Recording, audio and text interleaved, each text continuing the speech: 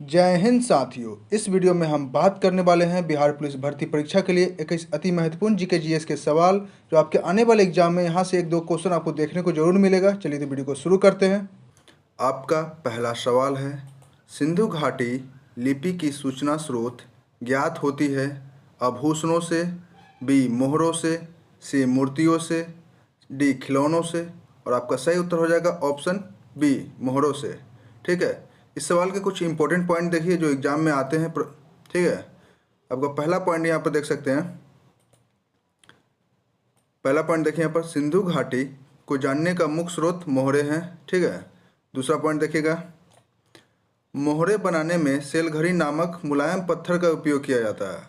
सेलघड़ी नामक मुलायम पत्थर का उपयोग किया जाता है मोहरे बनाने में। ठीक है, सदैव मोहरे वर्गाकार और आयताकार बनाया जाता था। सदैव मोहरे कैसा बनाया जाता था? वर्गाकार और आयताकार मोहरे बनाए जाते थे। और एक गोलाकार मोहरा जो मिला था, जो लोथल से मिला था, जो फारस का वो मोहर था। ठीक है, अगला देखिएगा, सर्वाधिक मोहरे जो है मोहनजोदड़ो से प्राप्त हुए थे और सबसे ज़्यादा मोहरे जो मिले हैं वर्गाकार आकार में मिले। ठीक है, नेक्स्ट क्वेश्चन देखिएगा,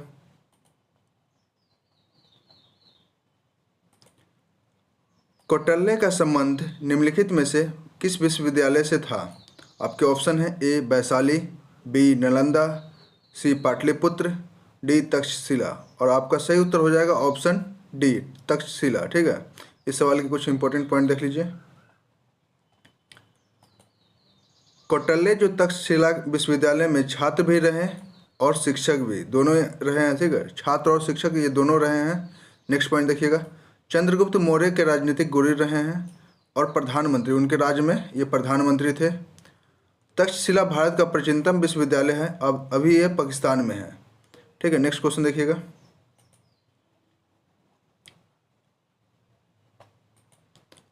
निम्नलिखित में से किस सिख गुरु को जहांगीर ने मृत्यु दंड दिया था? और आपके ऑप्शन है, गुरु हरकिशन, गुरु तेज बहादुर, गुरु गोविंद सिंह, गुरु अर्जुन देव।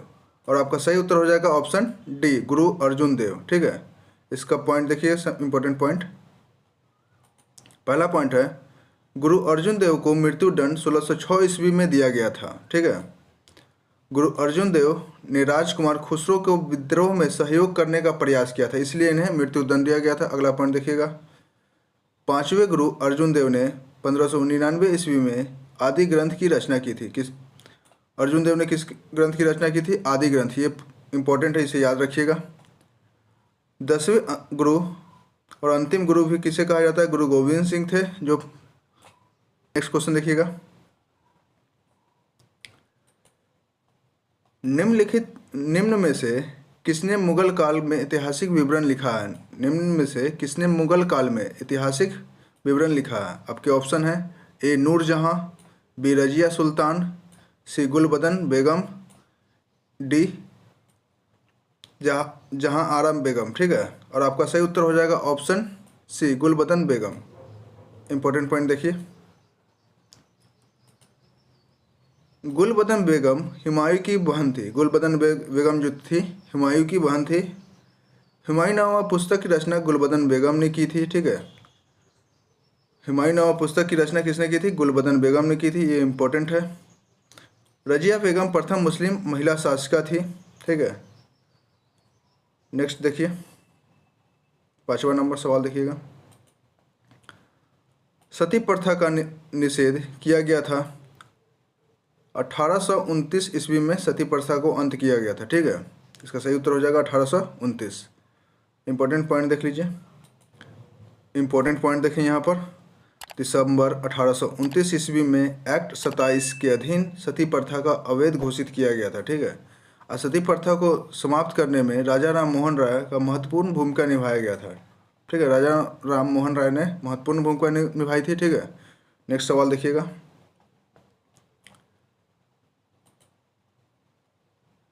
पूना पैक्ट किसके मध्य में हुआ था? पूना पैक्ट किसके मध्य में हुआ था? आपके ऑप्शन है, A Gandhi, MacDonald, Gandhi, Cripps, Ambedkar, MacDonald, D Ambedkar और गांधी। और आपका सही उत्तर भी हो जाएगा ऑप्शन डी अंबेडकर और गांधी के बीच में हुआ था पूना पैक्ट। इंपॉर्टेंट पॉइंट देखिए, पहला देखिएगा, पूना पैक्ट 24 सितंबर 1932 ईस्वी को हुआ था। पूना पैक्ट के द्वारा भारत में दलित हिंदू को बांटने का जो प्रयास किया गया था वो असफल हो गया था। ठीक है, आप इस वीडियो को लाइक भी करते चलिएगा। अगला सवाल देखिएगा, उच्चतम न्यायालय में भारत की प्रथम महिला न्यायाधीश बनी थी। भारत उच्चतम न्यायालय, यहाँ पर देखिएगा, उच्चतम न्यायालय में भारत की प्रथम महिला न्यायाधीश बनी थी। और आपके ऑप्शन है विजय लक्ष्मी पंडित, उषा मेहता, सुधा कुलकर्णी। नेक्स्ट देखिएगा, डी ऑप्शन देखिएगा नीचे है, डी ऑप्शन है एम फातिमा बीबी। और आपका सही उत्तर भी हो जाएगा एम फातिमा बीबी, उच्चतम न्यायालय की पहली महिला मुख्य न्यायाधीश थी। ठीक है, नेक्स्ट क्वेश्चन देख, इंपॉर्टेंट पॉइंट देख लीजिए। उच्च न्यायालय की प्रथम महिला न्यायाधीश बनी लीला सेठ। कौन थी? लीला सेठ बनी थी। ठीक है, उच्च न्यायालय की प्रथम महिला न्यायाधीश बनी थी लीला सेठ, याद रखिएगा। अगला देखिएगा इंपॉर्टेंट पॉइंट, उषा मेहता 1942 ईस्वी को भारत छोड़ो आंदोलन के दौरान नियमित रूप से रेडियो पर भाषण देते थे। ठीक है, उषा मेहता 1942 के भारत छोड़ो आंदोलन के दौरान नियमित रेडियो भाषण देते थे। ठीक है, इसे याद रखिएगा, उषा मेहता को 1942 ईस्वी। अगला क्वेश्चन देखिएगा, किसी विधेयक को धन विधेयक होने का निर्णय कौन करता है? किसी विधेयक को धन विधेयक होने का निर्णय कौन करता है? आपके ऑप्शन है ए राष्ट्रपति, बी प्रधानमंत्री, सी लोकसभा अध्यक्ष, डी केंद्रीय मंत्री मंडल। और आपका सही उत्तर हो जाएगा ऑप्शन सी लोकसभा अध्यक्ष। ठीक है, इंपॉर्टेंट पॉइंट देखिए, पहला है लोकसभा अध्यक्ष का उल्लेख भारतीय संविधान के अनुच्छेद 93 में है, अनुच्छेद आर्टिकल 93 में है। ठीक है, दूसरा देखिएगा, धन विधेयक राष्ट्रपति के पूर्व अनुमति पर ही लाया जा सकता है। धन विधेयक राष्ट्रपति की अनुमति लिया जाता है, उसके बाद ही संसद में पेश किया जाता है। ठीक है, अगला पॉइंट देखिएगा, राष्ट्रपति कार्यपालिका का संवैधानिक प्रावधान होता है। राष्ट्रपति जो है कार्यपालिका का संवैधानिक प्रावधान होता है, इसलिए सबसे पहले सारे काम राष्ट्रपति से सिग्नेचर के बाद ही होता है। और अगला पॉइंट देखिएगा, मंत्रिमंडल की अध्यक्षता प्रधानमंत्री करते हैं। मंत्रिमंडल के हेड कौन होता है? प्रधानमंत्री होता है। ठीक है, नेक्स्ट सवाल देखिएगा, अगला सवाल है, भारतीय संविधान में मूल कर्तव्यों का प्रावधान की संशोधन निम्नलिखित में से किसने की थी? भारतीय संविधान में मूल कर्तव्यों का प्रावधान की संशोधन निम्नलिखित में से किसने की थी? और आपके ऑप्शन है ठक्कर आयोग, अयंगर समिति, सी बलवंत राय मेहता समिति, डी स्वर्ण सिंह समिति। और आपका सही उत्तर हो जाएगा ऑप्शन डी स्वर्ण सिंह समिति। इंपॉर्टेंट पॉइंट देख लीजिए, इंपॉर्टेंट पॉइंट आप यहाँ पर देखिए, सरदार स्वर्ण सिंह समिति के सिफारिश पर 42वें संविधान संशोधन 1976 ईस्वी द्वारा 10 मौलिक कर्तव्यों को जोड़ा गया था। 10 मौलिक कर्तव्यों को जोड़ा गया था। ठीक है, और नेक्स्ट देखिए इंपॉर्टेंट पॉइंट,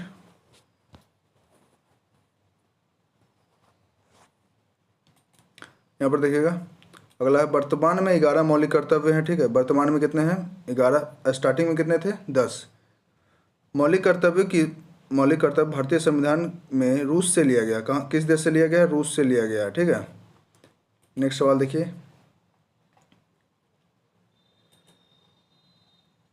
किस राज्य में सबसे पहले पंचायती राज प्रारंभ किया गया था? किस राज्य में सबसे पहले पंचायती राज को शुरू किया गया था? ठीक है, प्रारंभ किया गया था। आपके ऑप्शन है ए बिहार, बी उत्तर प्रदेश, सी मध्य प्रदेश, डी राजस्थान। और आपका सही उत्तर हो जाएगा ऑप्शन डी राजस्थान।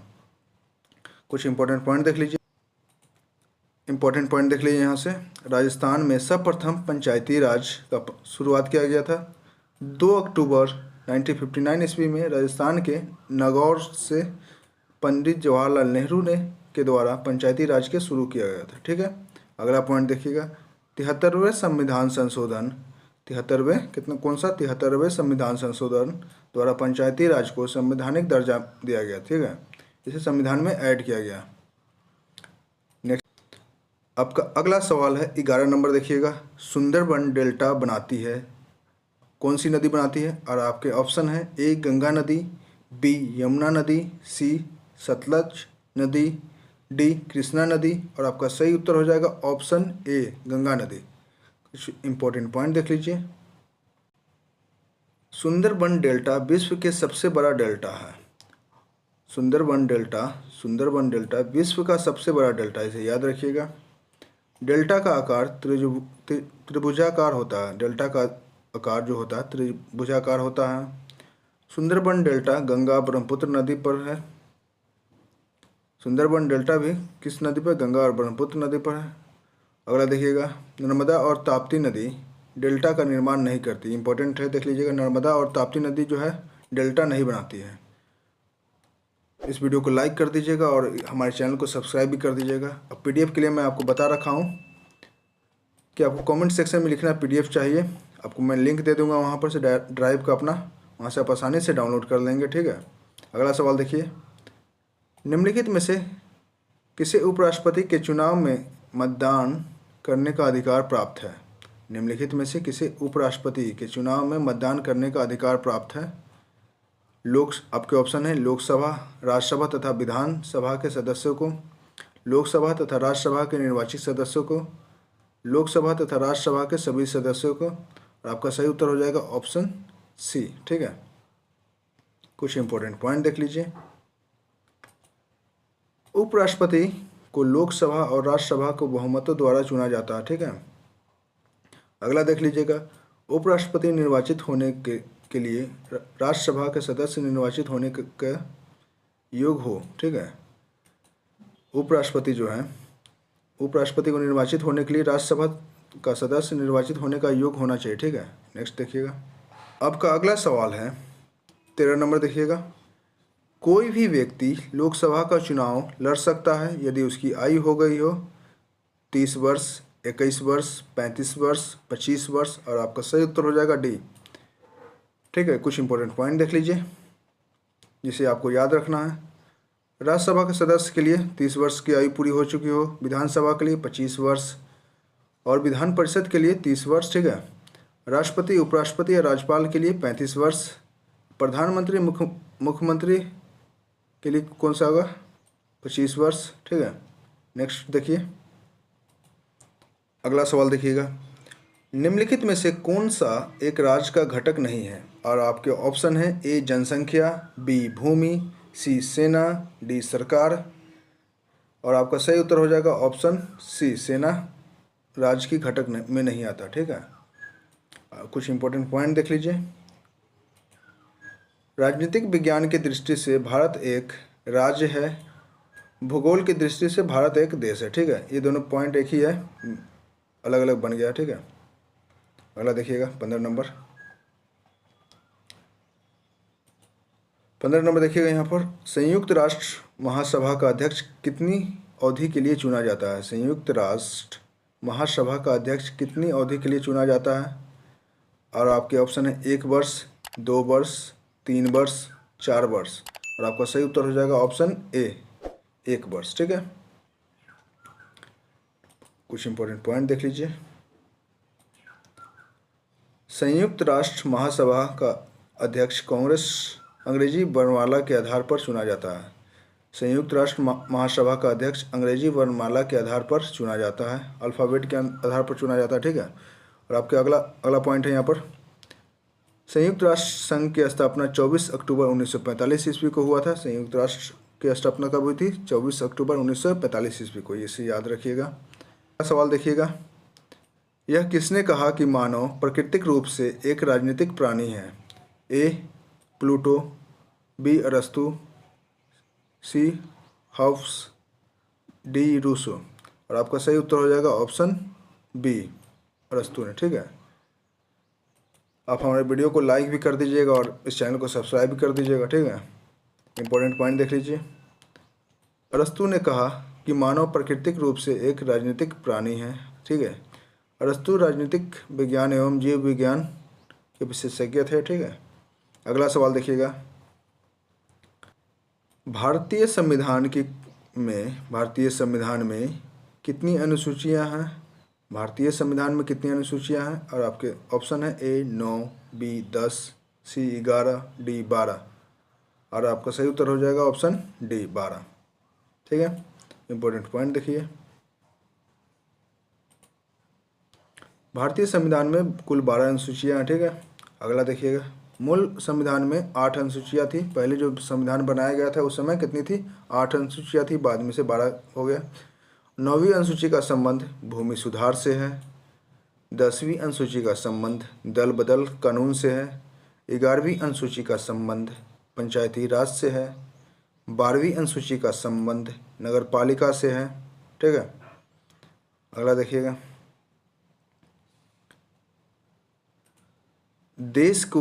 देश के बांधों को किसने भारत का मंदिर कहा था? देश के बांधों को किसने भारत का मंदिर कहा था?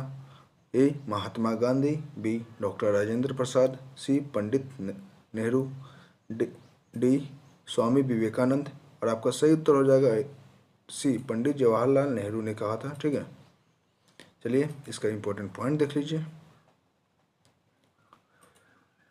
देश के बांधों को पंडित नेहरू ने भारत का मंदिर कहा था। ठीक है, अगला पॉइंट देखिए। पंडित जवाहरलाल नेहरू ने भाखड़ा नंगल बहुउद्देशीय बांध को देखकर ये कहा था। किस बांध को देखकर कहा था? भाखड़ा नंगल बहुउद्देशीय बांध को देखकर कहा था। अगला पॉइंट देखिएगा। प्रथम बहुउद्देशीय नदी घाटी परियोजना दामोदर नदी घाटी परियोजना है। प्रथम जो है बहुउद्देशीय नदी घाटी परियोजना कौन सा है? दामोदर घाटी नदी परियोजना, इसे याद रखिएगा। नेक्स्ट सवाल देखिए। अगला सवाल देखिएगा। काली मुद्रा का दूसरा नाम क्या है? काली मुद्रा का दूसरा नाम क्या है? आपके ऑप्शन है ए बलुआई मुद्रा, बी रेंगुन मुद्रा, सी लाल मुद्रा, डी पर्वतीय मुद्रा। और आपका सही उत्तर हो जाएगा ऑप्शन बी रेंगुन मुद्रा। ठीक है, कुछ इंपॉर्टेंट पॉइंट देख लीजिए।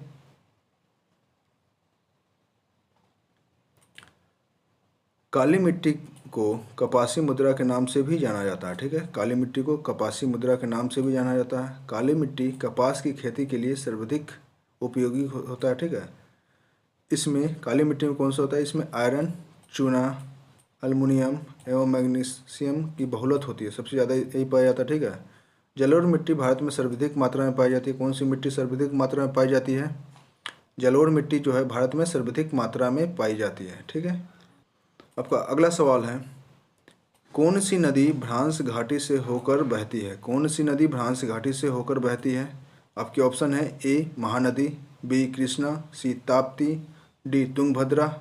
और आपका सही उत्तर हो जाएगा ऑप्शन सी ताप्ती। ठीक है, इंपॉर्टेंट पॉइंट देख लीजिए। ताप्ती नदी भ्रांस घाटी से होकर बहती है। भ्रांस घाटी से होकर नर्मदा नदी बहती है। जो नदी मैदानी भाग से होकर बहती है वो डेल्टा का निर्माण करती है। ठीक है, सुंदरबन डेल्टा विश्व का सबसे बड़ा डेल्टा है। क्या इससे पहले भी करवा चुका? सुंदरबन डेल्टा जो विश्व का सबसे बड़ा डेल्टा है, जो गंगा नदी और ब्रह्मपुत्र नदी पर बनता है। ठीक है, अगला सवाल देखिएगा 21 नंबर। बिहार में कितने प्रतिशत भौगोलिक क्षेत्र में वन का फैलाव है? बिहार में कितने प्रतिशत भौगोलिक क्षेत्र में वन का फैलाव है? आपके ऑप्शन है ए 15, बी 20, सी 25, डी 7। इस सवाल को आपको कमेंट सेक्शन में लिखना है, इसका उत्तर क्या हो जाएगा। और इस वीडियो को लाइक कर दीजिएगा और हमारे चैनल को सब्सक्राइब कर दीजिएगा। और इसका पीडीएफ के लिए आपको कमेंट सेक्शन में लिखना है पीडीएफ चाहिए, मैं आपको लिंक दे दूंगा, यहाँ से आसानी से आप इसे पीडीएफ डाउनलोड कर सकते हैं। ठीक है, चलिए तो इस वीडियो में इतना ही, फिर मिलते हैं अगले वीडियो में। जय हिंद, जय भारत।